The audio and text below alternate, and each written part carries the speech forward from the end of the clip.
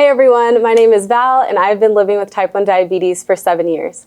And I'm Will, and I've been living with type 1 diabetes for 8 years. And we're super excited today to be chatting with Dr. diabeTEAs and also Dr. Steve Edelman, who also live with type 1 diabetes, and we're going to talk and ask some questions about diabetes.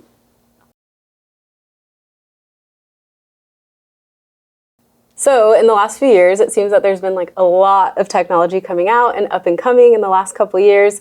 We wanted to ask you, like, how do we find out like what works for us in our lifestyle, and also what do we have access to, like what is out there? Well, the first step is getting knowledgeable about the technology. At the foundation, CGM, and CGM. And most young folks like to be untethered and not have anything on their body, so they use multiple daily injections with a CGM. You could use a smart pen to help manage and keep track of your doses and things like that. And then on the other end of the spectrum, these hybrid closed loop systems with automatic insulin delivery. We have 4 systems now. So I think you have to find out what your needs are, learn the different technology, and pick the one that appeals to you the most. How do you recommend people determine like how diabetes tech can fit into their lifestyle? Yeah, I would say for them just to literally try it. You know, for CGM, I really recommend that all the type 1s go onto it because it offers things you just can't do with poking your finger. But for pumps, a lot of times people feel like they're going to be locked into it. But a lot of the companies will like have opportunities to literally try it for a month and then just see and make that choice. And you don't. It doesn't have to be this big nebulous like lifelong decision. Just try it, see if it works with your lifestyle, and if it doesn't, that's okay. But if it does, fantastic.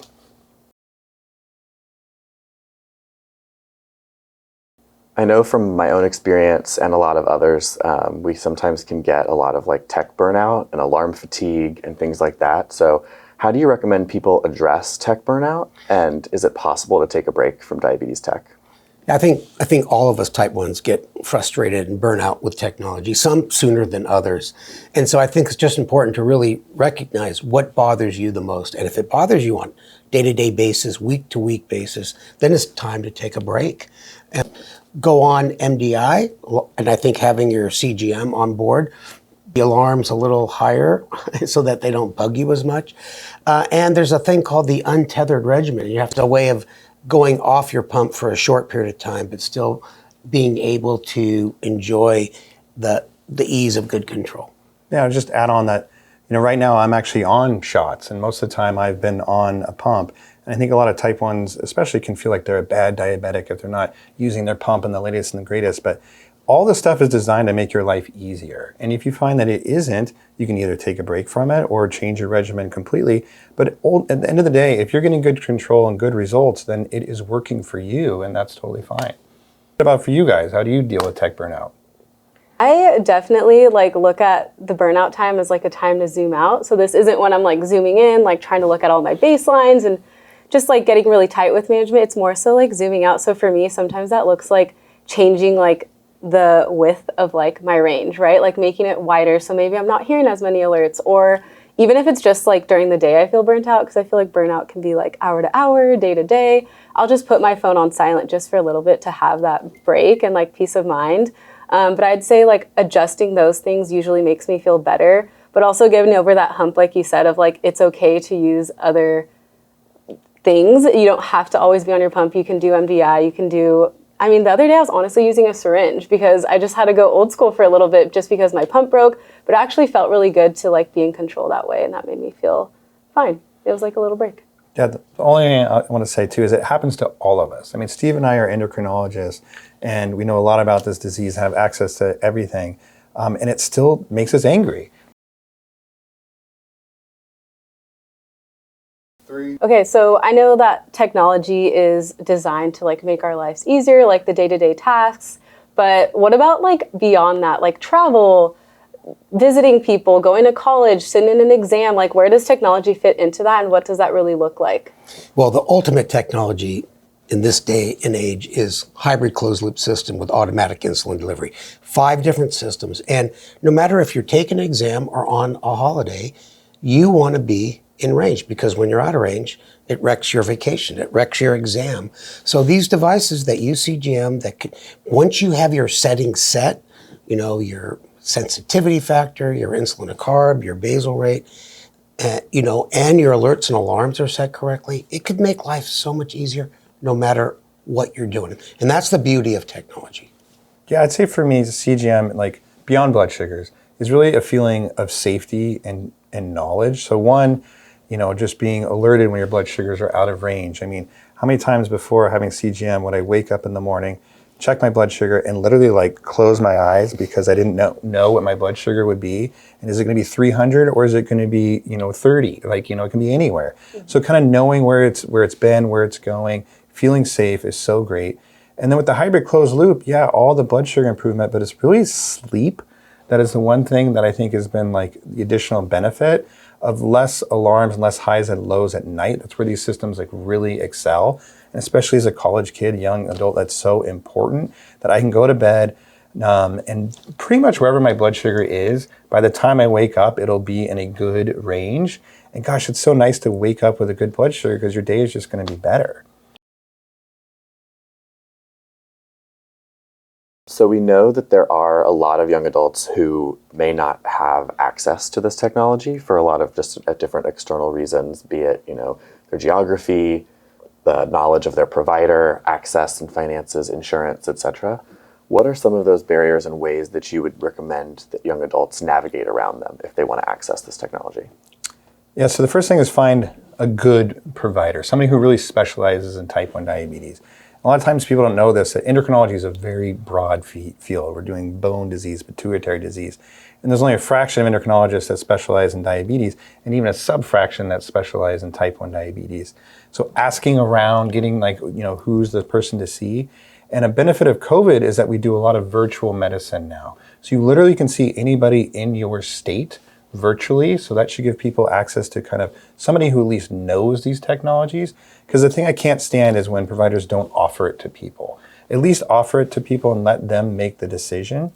And then beyond that, it really comes down to insurance.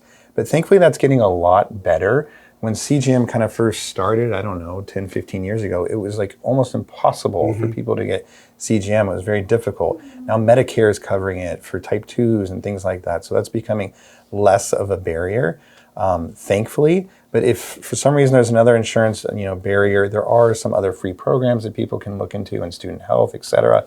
So we're just hoping that these barriers just continue to go away so that people can get the stuff that they want to be on. There's a lot of other social determinants of health too, whether you have access to a car, transportation, do you have insurance, can you pay for some of the technology we're talking about. So as Jeremy said, you got to look around and look for resources and get smart, go to Diabetes Link, go to TCOYD, and I think knowledge is the first step, and then that'll help you communicate better with a provider that you do find.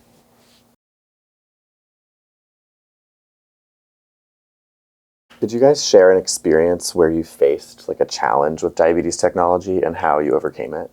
Yes. This just happened to me the other day. So I'm on the Tandem pump and I woke up in the morning. I was running out of insulin in my cartridge. So I filled a new cartridge, got a whole new site going, got everything set up, ready to go. But the cartridge wasn't being accepted. It wasn't working. So I kept getting a prompt saying your cartridge, there's an error, and I kept getting it, and I tried another cartridge, and at that point, I'm okay, I just filled up 2 cartridges with so much insulin, I'm losing all this insulin, it's not working.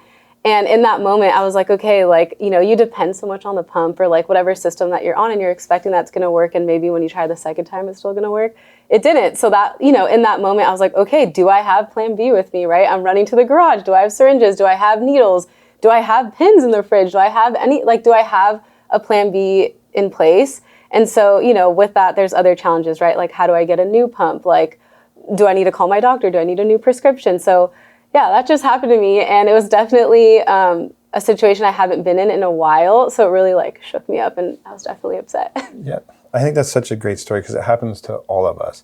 And for me, it's inevitably when I'm halfway across the country or Always. Traveling and it's or you're in the middle of the most important work meeting in your life. It always happens at the worst time. So we just have to realize that these things are going to happen, that we generally agree this technology is beneficial. That's why we put up with this stuff. But preparing yourself to kind of expect these things and then be able to triage them when they happen. So it's important to kind of stockpile supplies. Make sure that your prescription for insulin, for example, is at least what you need, and if not more, so you can have some kind of backup supplies. When you go, traveling, you take, 2 or 3 times kind of what you think you need. For, glucose tabs and all these other things, have them everywhere, or infusion sets in your bags at work, in your car, all these kinds of things, so that when they do happen, they're not like day enders. They're like, okay, this is annoying, but thankfully I have my next sensor infusion set right here instead of I have to go home or I have to do like X, Y, or Z.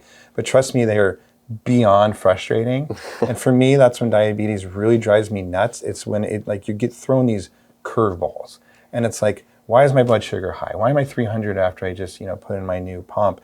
And it's like thinking, oh, okay, it's because my infusion site's not working. And then you have to kind of like deal with that. So, It reminds me that this technology is so good, and there's these situations, don't happen that often. And when they happen that infrequently, the less we are prepared, because it's been a long time since we thought about it.